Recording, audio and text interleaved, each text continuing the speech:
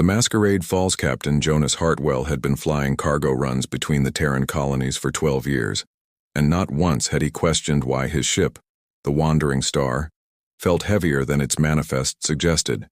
The aging freighter looked like countless other human vessels, dented hull plating, mismatched repair patches, and engines that wheezed through hyperspace jumps. It was exactly what the galaxy expected from humanity's merchant fleet. "Jonas, we've got incoming transmission." "From Nexus Station," called out navigator Zoe Kim from her console. The bridge of the Wandering Star was cramped, barely large enough for its crew of 5. Zoe had joined them 8 months ago, claiming experience on agricultural transports. Her technical knowledge seemed unusually broad for someone who'd supposedly spent years hauling grain shipments. "Put it through," Jonas replied, settling back in his worn captain's chair. The main screen flickered to life, revealing Station Commander Brooks, whose weathered face carried an expression Jonas had never seen before: raw, undisguised fear. "All vessels in the Kepler sector, this is Nexus Command," Brooks began, his voice tight with controlled panic. "We have confirmed hostile action by Valkorian Imperial forces. 3 human colonies have gone dark in the past 6 hours. New Shanghai, Port Destiny, and the mining complex at Titan's Rest, all destroyed."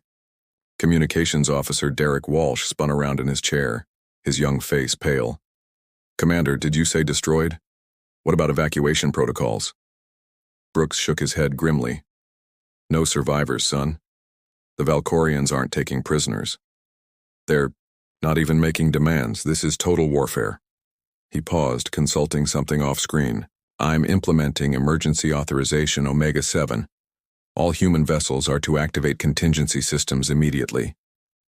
The transmission ended, leaving the bridge in stunned silence. Jonas stared at the blank screen, his mind racing. Omega-7 was buried so deep in their emergency protocols that he'd assumed it was theoretical, a relic from humanity's violent past that would never be needed in the civilized galaxy. "Captain," Zoe said quietly, "permission to access the secondary computer core?" Something in her tone made Jonas look at her more carefully.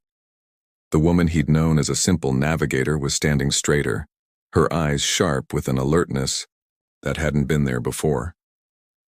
"Zoe, what do you know about Omega-7? "More than I've let on," she admitted. "My name is Lieutenant Commander Zoe Kim, Terran Defense Intelligence. I've been assigned to this ship for the past 8 months, waiting for this day." Engineer Pete Morrison laughed harshly from his station. "Intelligence on a cargo hauler?" But his laughter died as he looked around the bridge. Derek was nodding slowly as if pieces of a puzzle were falling into place. Even their medic, Dr. Grace Chen, was watching Zoe with recognition rather than surprise. "How many of you are military?" Jonas asked, a cold realization settling in his stomach. "All of us," Dr. Chen said simply. "You're the only actual civilian on this ship, Jonas. The only one who didn't know what the Wandering Star really is." Zoe moved to the captain's console and began entering a code sequence Jonas had never seen. Immediately, the ship's systems began to change. New displays appeared showing readouts he couldn't interpret. Throughout the vessel, mechanical sounds indicated hidden panels opening and systems coming online. "What's happening to my ship?" Jonas demanded. "She's becoming what she was always meant to be," Zoe replied. The main view screen now showed a tactical display of local space, with far more detail than their simple sensors should have provided. "The Wandering Star isn't a cargo hauler, Captain. She's a fully armed military reconnaissance vessel. One of 3,000 hidden throughout human space." The ship shuddered as primary systems engaged. Jonas watched in amazement as weapon ports opened along the hull, armor plating slid into position, and their engine output suddenly tripled. In minutes, his humble freighter had transformed into something that looked like it could challenge a battlecruiser. "This is impossible," Jonas whispered. "The Federation would have detected military vessels of this capability." "Only if they'd bothered to look," Pete said, his engineer's coveralls now seeming like an elaborate disguise. "We've been hiding in plain sight for over a century. Every human ship, every colony, every trading post, they all have hidden military capabilities." Through the tactical display, Jonas could see what was happening throughout the sector. Dozens of human vessels were undergoing the same transformation his ship had experienced. Cargo haulers became destroyers. Passenger liners revealed fighter bays, and mining ships armed themselves with industrial equipment that had been designed for dual purposes. My God, Derek breathed, studying his enhanced communications array. There are over 50,000 human vessels in this sector alone, and they're all military?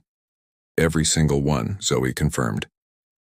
For 150 years, humanity has maintained the greatest deception in galactic history. We convinced the other species that we were nothing more than useful farmers and traders.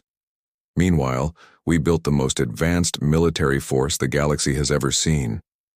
The tactical display showed the approaching Valkorian fleet, 12 massive battle cruisers with their distinctive energy blade weapon arrays. Jonas had seen Valkorian warships before during trade negotiations. They were beautiful, deadly, and supposedly unmatched in combat capability. The sleek vessels moved in perfect formation, confident in their technological superiority. They're heading for the civilian population centers, Dr. Chen observed, studying the enemy fleet's trajectory. Terran Falls has 2 million people. Not anymore, Zoe said grimly. She activated the military communication network, and Jonas heard a voice he'd never expected. Admiral Catherine Walsh, whom he'd known as a quiet administrator on the Colonial Commerce Board. All units, this is Admiral Walsh aboard the TDS Retribution, came the authoritative voice. Implement combat protocols immediately. We have confirmed genocide against human civilian populations. Rules of engagement are unrestricted. Jonas looked at the tactical display again and nearly fell out of his chair. The ship identified as the Retribution was massive, larger than anything in the known galaxy. It had appeared from what looked like empty space near Terran Falls' moon, accompanied by an entire fleet of vessels he'd never seen before. Where did that come from? He asked. We've maintained hidden military bases throughout human space for decades, Zoe explained. Entire fleets constructed in secret shipyards waiting for activation. The Retribution is our flagship, a dreadnought built using technology the rest of the galaxy doesn't know we possess. The first exchange of fire between the human fleet and the Valkorian battle group lit up the tactical sensors. Jonas watched in fascination as human ships moved in coordinated formations that seemed to anticipate the aliens' every action. They used tactics he'd never seen, combining individual ship capabilities into fleet-wide strategies that maximize their collective firepower. How are we winning? Jonas asked, watching as the first Valkorian cruiser exploded in a ball of superheated plasma. They have superior technology. They have impressive technology, Zoe corrected. We have effective technology. There's a difference. As the battle continued, Jonas began to understand what she meant. Human ships were faster, more maneuverable, and packed with weapons that seemed specifically designed to counter Valkorian defenses. What the aliens had taken for primitive human engineering was actually sophisticated military hardware disguised to look simple and harmless. We've been studying their military doctrine for over a century, Dr. Chen explained. Every trade negotiation, every diplomatic meeting, every cultural exchange included intelligence operatives gathering information about alien capabilities. We know their tactics better than they do. The Valkorian fleet was being systematically destroyed by opponents who fought with precision and coordination that exceeded anything in their military experience. Within 2 hours, 12 proud battle cruisers had been reduced to debris and expanding clouds of gas. This is Admiral Walsh to all human forces, came the voice over the communication channel. Phase 1 is complete. Begin Phase 2 operations immediately. Jonas looked at his transformed ship, at his crew who had revealed themselves as elite military operatives, and at the tactical display showing human forces throughout the galaxy coming online. What's Phase 2? Zoe's smile was cold as winter on Earth's polar continents. Phase 2 is when we stop defending and start teaching the galaxy why humanity chose peace in the first place. The Reckoning. 3 days after the Battle of Terran Falls, Commander Victoria Cross stood on the bridge of the TDS Silent Thunder, watching her stealth squadron prepare for the deepest strike mission in human military history. The Silent Thunder, and her sister ships had been invisible to galactic sensors for 15 years, masquerading as simple survey vessels, while actually serving as humanity's most advanced reconnaissance platforms. "Ma'am, we're receiving final authorization from Fleet Command," reported Lieutenant Oliver Torres from the communications station. Torres had been posing as a civilian archaeologist for the past decade, using his academic credentials to access Valkorian cultural sites while actually mapping their military installations. "Put Admiral Walsh through," Victoria ordered. The main screen displayed the command center of the TDS Retribution, where Admiral Catherine Walsh was coordinating humanity's response to the Valkorian genocide attempt. "Victoria, you're authorized for Operation Nightfall," Walsh said without preamble. "Intelligence confirms that the Valkorian High Command is meeting on their homeworld to plan the next phase of their extermination campaign. They believe they're dealing with a typical military response." Victoria nodded grimly. The Valkorian Empire, like most galactic civilizations, viewed warfare as a contest between military forces. They expected humans to defend their colonies and maybe launch limited counterattacks. They had no concept of what was actually coming. "We've identified 7 primary targets," Walsh continued. "Military command centers, weapons manufacturing facilities, and communication hubs. Your squadron will eliminate Valkorian warmaking capability, while our main fleet engages their remaining battle groups." "Understood, Admiral. What about civilian casualties?" "Precision strikes only." "We're not them, Victoria. We end this war, but we don't become monsters in the process." The transmission ended, and Victoria turned to her crew. The bridge of the Silent Thunder looked nothing like the cargo haulers and passenger ships that were revealing their true nature throughout human space. This vessel had been built specifically for covert warfare, incorporating stealth technology that was decades ahead of anything the galaxy knew existed. "Navigation, plot our course for the Valkorian home system," Victoria commanded. "Engineering, status on the cloaking systems?" Chief Engineer Marcus Webb looked up from his console, his scarred hands dancing over controls that officially didn't exist. Webb had supposedly been working civilian construction projects for 20 years. In reality, he'd been one of the primary designers of humanity's advanced military technology. "Stealth systems operating at full efficiency, Commander," Webb reported. "We'll be invisible to their sensors until we choose to reveal ourselves." Lieutenant Torres was studying intelligence reports at his station. "Ma'am, latest intercepts suggest the Valkorians are completely unprepared for our actual capabilities. They're treating this as a minor colonial uprising." Victoria almost felt sorry for them. Almost. Then she remembered the images from New Shanghai. Entire cities vaporized from orbit, 2 million civilians killed without warning. The Valkorians had chosen to make this a war of extinction. Now, they would learn what happened when humanity was forced to abandon restraint. "All ships, this is Silent Thunder," Victoria broadcast to her squadron. "Execute jump sequence in 30 seconds. Remember, we're not just military personnel today. We're the guardians of human civilization." The 5 ships of Victoria's squadron entered hyperspace simultaneously, their passage undetectable by conventional sensors. They were heading for the heart of the Valkorian Empire, carrying weapons that would end the war in a single coordinated strike. Meanwhile, throughout Valkorian space, other human forces were implementing what Admiral Walsh had designated as comprehensive disruption operations. Captain Rebecca Stone commanded a squadron of ships that had been masquerading as medical supply vessels for the past 8 years. Her mission was to eliminate every Valkorian military installation within 50 light-years of human space. "Target acquired," reported Weapons Officer Lieutenant David Park from his tactical station. Park had been posing as a civilian journalist, using his press credentials to access Valkorian military facilities while actually conducting reconnaissance for exactly this type of operation. The Valkorian supply depot ahead of them was massive, a heavily defended facility that provided weapons and equipment to 12 star systems. It was also completely unprepared for attack by vessels it couldn't detect until they opened fire.